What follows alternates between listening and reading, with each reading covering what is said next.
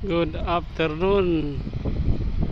Ngayon po ay May 1. Nandito po tayo sa Ormoc City. Tinignan po natin yung bagong project ng Triumph Home Depot. So ito po yung area.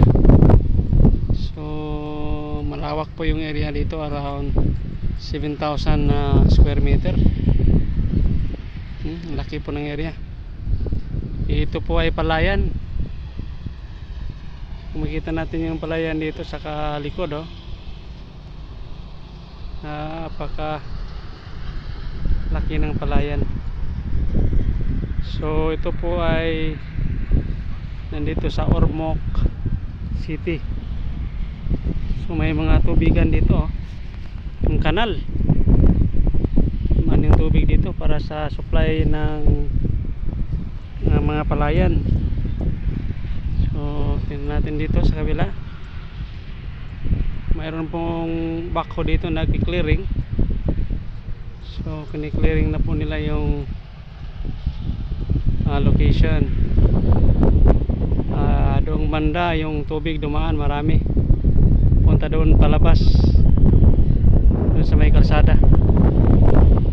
So sa tingin ko dito problema po ito pag umulan. Sigurado pong maraming tubig dito. So kailangan po may backfill na pong area nito, no? Yung pang backfill talaga na para pag umapa mo yung tubig, hindi na po sa yung area, hindi na po mabahaan, hindi na po bumaha. Kasi pag bumaha ito, problema ito. So kailangan po ng firewall ito. So that's all for today. Ito po yung view dito sa Ormoc City.